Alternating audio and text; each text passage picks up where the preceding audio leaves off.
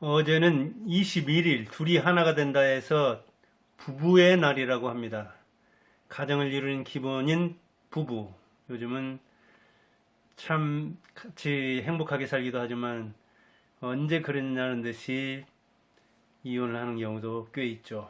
둘이 하나 사는 것 오묘하고 가정으로서 국가의 바탕을 이루는 그런 결혼이죠. 요즘 코로나19 때문에 5월까지도 그렇게 결혼이 많지 않은데 여러분들 결혼했다면 둘이 하나가 되는 심신, 일심 동체가 되는 그런 부부가 되기 바랍니다. 오늘은 그런 스티브 잡스의 이야기를 하면서 가정이 얼마나 소중한가 그런 이야기를 해보려고 하기 때문에 부부의 날을 먼저 꺼냈습니다. 잘 알다시피 스티브 잡스는 우리나라에 태어났다면 아마 성공하기 힘들었을 겁니다.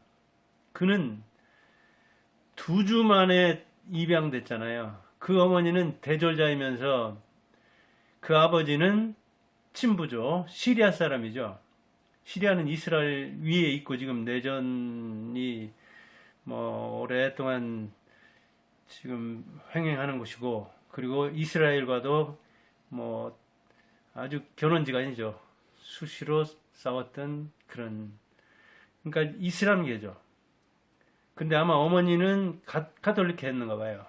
그리고 또 유대인이라는 이야기가 있습니다. 유대인이 기독교나 가톨릭이나 다른 종교를 이렇게 개종하면 자기 종파를, 자기 민족을 숨기는 수가 있고 그러거든요.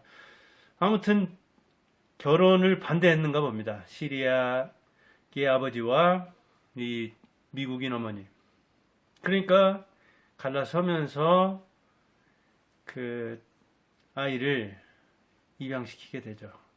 근데 대졸자 친모가 고졸자 양부모한테, 그 양부모는 둘 다 결혼해가지고 한 9년여 동안 아이를 바랐는데 아이가 태어나지 않자, 아이를 임신하지 못하자 입양을 했다고 합니다. 그런데 그 친모가 입양 조건으로 건 게 바로 대학은 졸업시켜야 된다. 그래가지고 입양 계획서에 그걸 요구를 했다는 겁니다. 친모가 대단하죠. 그런데 이제 양부모는 폴 잡스와 클라라 잡스죠. 둘 다 고중태자라고 합니다. 근데 폴 잡스는, 폴은 왜 기독교에서 많이 하죠? 바울이죠, 바울. 폴. 레이저 기술자였다고 합니다. 그래서 이런 기술이나 어떤 공학에 대한 이해를 많이 하도록 잡스에게 그런 영향을 많이 줬고, 잡스도 아직 이제 입양한 줄 모르고 어릴 때부터 독서를 아주 즐기면서 부모를 잘 따랐다고 합니다. 그가 초등학교에 들어갔을 때 아주 고학년이 되자 말썽꾼이었습니다. 막 장난치고 뭘 이게 폭발장칠 해가지고 아이들 놀래키고 할 정도로 아주 말썽꾸러기였다고 합니다. 근데 그 교사 힐이 그에게 동기부여를 했습니다.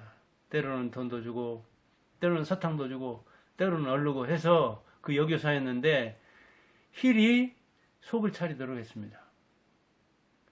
우리가 이렇게 좋은 교사도 있고 어찌 보면 나쁜 교사도 있는데, 교사들이 좋은 말을 했을 때, 자극을 했을 때 제대로 반응을 하는 것, 그것이 매우 중요합니다. 어떤 때는 스치듯 이야기했는데, 그래서 교사한테 찾아가가지고 제가 이렇게 초등학교 때 이런 말을 들었는데 그때부터 속 차려가지고 공부에 몰입했습니다. 그렇게 이야기를 하면 몇십 년 전 이야기라 그 학생 이름도 있고 그 이야기를 했다는 사실도 기억도 못해요. 그러니까 교사로서는 그냥 선의를 가지고 용기를 주려고, 동기를 부여하려고 스치듯 이야기를 했는데, 그런 이야기도 갈망하던 그 학생은, 그런 이야기나마 열망하던 그 학생은 거기에서 신선한 충격을 받아가지고 속을 차리게 되는 거죠. 그런 경우가 꽤 있습니다. 초등학교 교사 힐을 만나서 이렇게 어찌 보면 아주 하단수 자극일 수도 있습니다. 돈을 준다든가 사탕을 준다든가 이런 것은 그 외부 자극이 끊기면 효과를 발휘하지 못하거든요. 근데 그런 외부 자극이 자발적 자극을 불러일으켰던 거죠. 그리고 동업자 위즈니악을 만났던 것. 이것은 어찌 보면 동업자이자 동반자이자 선배죠. 이런 사람을 만남으로써, 즉 스티브 잡스에게는 이런 타력, 타인의 힘이 막강하게 작용했다. 친모가 어쩔 수 없이 이 종교 갈등 때문에 결혼을 못했지만 가돌리니까 그 임신한 아이를 낙태하지 않고 낳아서 조건을 이렇게 걸어서 입양시켰고, 그 다음에 이제 양부모와 초교사와 이 동업자를 만난 거예요. 그러면 이렇게 다른 사람의 도움만 받아서 성공한 것이냐? 그렇지 않죠. 역시 스티브 잡스는 자력이 막강했죠. 아까도 얘기했듯이 교사의 자극에 반응을 해서 속 차리고 공부를 했잖아요. 그래서 막 월반도 하고 그럽니다. 이 학년을 건너뛰었다는 얘기예요. 그리고 고등학교 시절에는 입양 사실을 알게 됩니다. 그러니까 사춘기 넘어서 미국 같은 경우에는 고등학생이면 뭐 거의 성인처럼 이렇게 심신이 크지 않습니까? 그때 정체성 혼란을 겪게 되는 거죠. 우리 아버지가 친아버지, 우리 어머니가 친어머니가 아니었구나. 그리고 내가 이렇게 뭐랄까 지금까지 해온 것이 전부 다 이런 그 거짓 관계에서 이루어진 거구나. 이런 것저런 걸 생각할 때 매우 심리적으로 방황하고 자기 정체성 혼란을 겪게 됩니다. 그리고 막 분노하고. 근데 그거를 사귈 줄 알았죠. 그리고 받아들였습니다. 그것도 비판적으로, 긍정적으로, 승화적으로. 그래. 그래서 이제 그때까지 아까도 얘기했지만 양부모가 고졸 중퇴자니까 아주 어렵게 살았거든요. 그때까지는 좀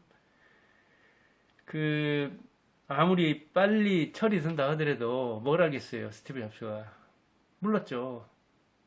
그런데 양부모라는 사실을 알게 되고, 그 다음에 이제 대학에 진입해서 보니까 부모들 사는 게 어려운 거예요. 그리고 오랫동안 저축한 것, 그것이 자기를 대학에 보내려고 한 것이었고, 그게 그 입양 조건에 달려 있었다는 거. 이런 것저런 걸 알게 돼가지고, 저렇게 고생해가지고 돈 모은 것을 내 대학 등록금으로 대다니.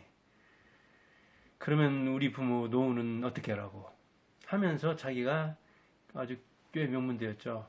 1학년 때 그만두죠, 대학을.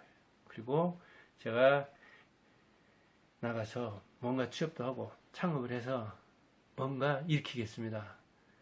하도 이제 부모가 말리기는 말렸지만 그래도 과감히 대학을 그만두고 창업을 하게 됩니다. 미국에서 보면 흔히 이 차고에서 출범해서 이렇게 대기업까지 올라갔다는 이야기들이 많이 나오잖아요. 빌 게이츠처럼 부잣집 이 아들에서도 그런 이 전설 같은 이야기가 나오는데, 그게 왜 그러냐면 미국은, 그래서 오늘 이야기하고 있는 스티브 잡스도 사실은 이 미국 쌀이기 때문에 미국의 그 시대적 배경과 공간적 배경이 다른데, 사회 문화적 배경이 다른데 우리나라에 그대로 도입해 올 수는 없습니다. 미국에서는 왜 그런 차고에서 창업했다는 얘기가 많이 나오느냐? 그만큼 바닥에서 시작해서 위로 올라간 사람을 높이 보는 거예요. 그리고 이렇게 입양된 사람으로서 대학도 안 나온 스티브 잡스 같은 사람은 차고에서 하면 이게 더욱더 드라마틱하잖아요. 극적이잖아요. 이런 사람을 높이 쳐줘요. 우리나라에서는 하늘에서 태어나서 위인으로 자라서 신동으로, 그 다음에 실패해도 천우 신조 해가지고 많은 사람들의 힘을 입고 그리고 성공하는 거잖아요. 그러니까 하늘에서만 노는 거예요, 어찌 보면. 근데 미국의 이야기는 기독교적 그 사상의 바탕에서 바닥에서 하늘로 올라간 사람을, 천한 데서 귀한 데로 가는 사람을, 열악한 환경에서 그 환경을 극복하고 일어선 사람을, 그 사람을 높이 쳐거든요. 그러니까 차고에서 며칠만 있어도 어찌 보면 자기가 얼마나 더 비참한 곳에서, 열악한 곳에서 출범했는가 하는 것을 그냥 치부가 될 만한 것도 드러냅니다. 그런 이제 우리가 배경을 알고 미국과 우리나라는 환경이 똑같지 않다. 그러나 자체가 세계적인 그 뭐랄까 기업을 일으킨 사람, 그것도 열악한 데서 어찌됐든 미국이나 한국에서 입양자가 크는 조건은 매우 까다롭지 않습니까? 물론 입양 다음에 또 이 그 친모가 와가지고 잡스를 데려가려고는 했다고 합니다. 근데 그때 이제 입양 조건에 그럴 수 없게 돼 있어가지고, 그리고 양부모가 키우려는 의지가 강했기 때문에 또 주지 않은 거죠. 이렇게 대학을 그만두고 나와서 취업도 하고 창업도 하고 그렇게 되죠. 그래서 애플, 그 다음에 컴퓨터를 만들고 아이폰 만들고 스마트폰 혁명을 일으키잖아요. 이게 바로 스티브 잡스의 극적인 인생이죠. 근데 타력과 자력만 있었느냐? 그렇지 않죠. 시운도 따랐죠. 시운. 한마디로 좋은 때에 태어났다고 해요. 컴퓨터와 스마트폰이 나올 만한 상황에서 해 아래 새 것이 없잖아요. 창조자라는 것은, 창의는 할 수 있어도 창조자라는 것은 조물주 빼놓고 없는 거잖아요. 근데 이 잡스가 55년생이죠. 50년생 이 부자들이 매우 많습니다. IT 부자들이. 즉, 지금 60대들. 55년생에 저보다 3살 많네요. 그래요. 미국에서는 그때 컴퓨터가 이제 막 나오기 시작하고, 그게 새로운 어떤 그 도전 정신을 좋아하는 미국인들에게는 매우 뜻깊은 거였죠. 그래서 그 기회를 잡은 사람들이 세계적인 거부가 되고 그랬던 거예요. 그러나 최고의 그 투자자 워렌 버핏은 그런 쪽에 대해서 잘 모르니까, 나는 잘 모르는 분야에 대해서는 투자하지 않는다 해가지고 그 IT 쪽에 별로 투자를 안 해서 그 황금알을 낳는 이 기업들을 많이 놓친, 그쪽 주식을 많이 놓친 측면이 있죠. 아무튼 시운을 타고났다 이 말이에요. 컴퓨터와 스마트폰이 나올 만한 이 시공적 배경, 사회문화적 배경, 교육적 배경이 되어 있었다, 그런 이야기죠. 물론 그 도전정신과 창의성이 있으니까 그런 걸 만들었죠. 스티브 잡스니까.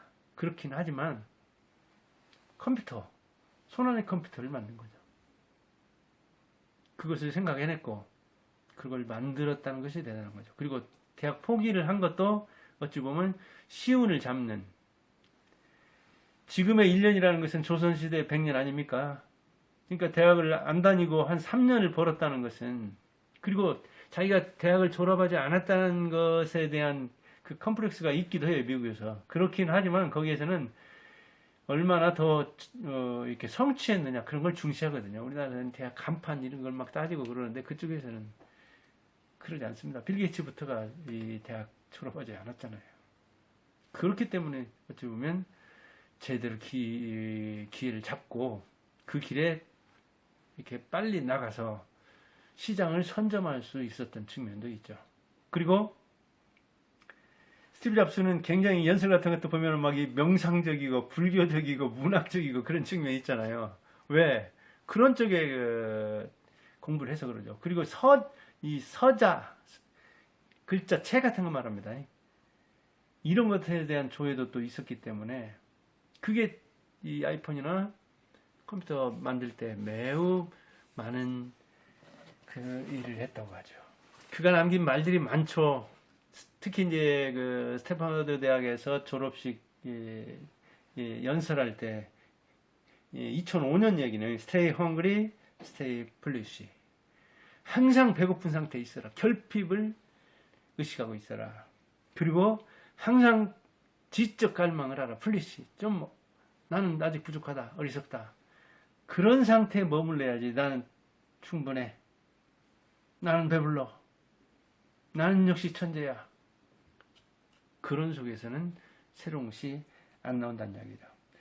그리고 역시 그때 그 스탠퍼드 졸업식 때 2005년 연설한 것 중에 당신의 시간은 한정되어 있습니다. 그러나 다른 사람의 삶을 사느라고, 그러니까 시간을 낭비하지 마십시오. 당신의 삶을 살아라. 타인의 삶을 살지 말라 하는 이야기죠. 광고에서는 아주 유명한 게 다르게 생각하라.